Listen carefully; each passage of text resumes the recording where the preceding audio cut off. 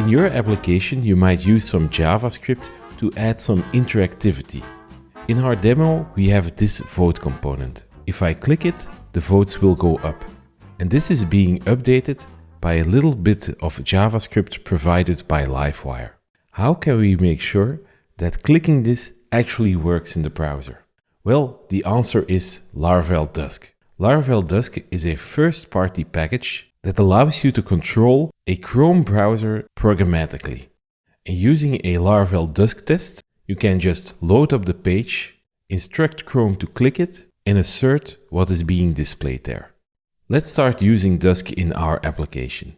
And at the time of recording, I need to use this branch to be able to run Dusk with pest. But by the time that you are watching this, you can just pull in the stable version. Let's pull it in now. Okay, that worked. The next thing that you need to do is call PHP artisan Dusk install, so it can scaffold some files. If we take a look at our test directory now, then you can see that that install command created a browser directory here. But before taking a further look, let's take care of some more setup. It's important that in your environment file, the app URL is set to something that can be used in your local browser. I'm using Valet, so I can just use the name of the directory where my application resides in, suffixed with .test. What you should do next is to copy this file and give it the suffix .dusk. In that copied environment file, you should configure the database in the same way as your tests. So in our tests, we use the database block tests. So in environment Dusk, you must use the same database name. If this doesn't match up, then the database used in the real browser will be different than the database that PHP uses on the backend. So don't forget this step. Okay, next we should configure pest a bit more. You can see that Dusk created a Dusk test case that is being used in this example test in the browser directory. So in pest, we must configure that. So uses Dusk test case in all tests that are in the browser directory, like that. Let's import this. And now we can write some tests here in example test. Let's delete everything here and let's create a pest style test. Let's do something simple first. It can render the home page. You can start controlling the browser by calling this browse, and you give this a function. And this function receives a browser object. Let's import that as well.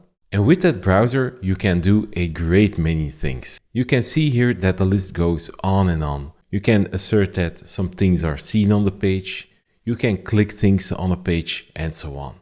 Let's try visiting our homepage and assert that we see my blog there. Now, when running Dusk tests, you shouldn't do that with pest directly, but you should call PHP artisan Dusk and give it the pest flag. Let's test it out now. So behind the scenes, this test will spin up a real Chrome browser, render the page, and do the assertions there. And you can see that the test passed. Also notice that this test took a long time. This is the downside of browser tests. I think browser tests are pretty good for testing broad strokes of your application, but you shouldn't overuse them too much. I think you should still mostly write feature and unit tests that can execute very quickly, so you have a quick feedback loop when you're changing the code of your application. A nice thing that you can do in browser tests is calling the screenshot function. If you call this function and maybe give it a string home here and rerun the tests, then you'll find a screenshot of what the browser saw in the screenshots directory. So here we can clearly see that my blog is being displayed. Okay, let's now test this little button to see if that works. I'm going to rename this test. It can be clicked to increase the votes. And maybe let's rename this to vote test. Or maybe even better, vote button test. We can delete the previous code. Let's first create a post, as that button concerns a single post. So blog post factory create, and let's already give it an amount of likes. Let's import this and let's start using the browser. This browse, we give it a function. That function receives the browser. And with that browser, we are going to visit a specific page.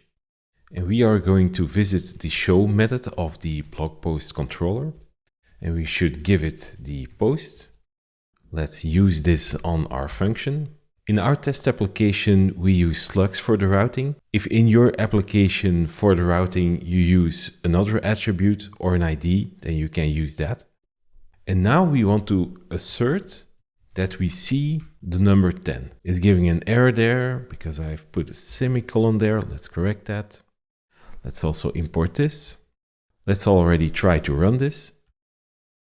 And sure enough, 10 can be seen on the page. Let's for giggles create a screenshot so we can actually inspect that page. So here is the blog post screenshot. Sure enough, we can see the 10 button there. And now let's try clicking that button. The browser object also has a click method and it can accept one of two things. You can give it a string and this is the text on the button. So if your page has a button OK, you could actually click OK here. Or you could give it a selector, which could be a CSS selector or a Dusk selector. What's a Dusk selector, you might ask? Well, it's something very simple. Let's go to the vote button view that renders that vote button. You can make use of a Dusk selector by adding a Dusk attribute here and giving it a name. I'm going to call this one vote button. And with that attribute set up, you can use it here. So first you should have the add symbol and then the value that you put in the Dusk attribute. So now we're clicking that particular vote button. After we clicked it, we can assert that we see 11 on the page. Let's run this test again. And sure enough, we see 11 on the page.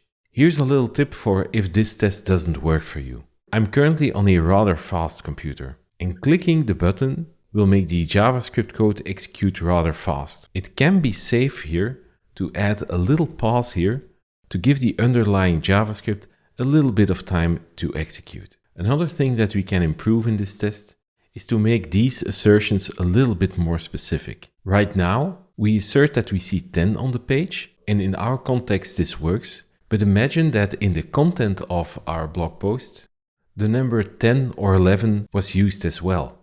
Then our test wouldn't be very trustworthy. So you can make this one a little bit more specific. We are going to assert that we see the number 10 inside of something. And you should first give it the selector. And you can use the Dusk selector here, vote button. And let's use it here as well. And now only the content of what is inside the vote button is being considered. Let's run this test again.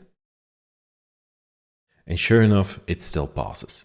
I hope that you liked this little introduction to Laravel Dusk. Dusk can actually do a lot of more things. Like I've mentioned, there are countless methods on that browser object.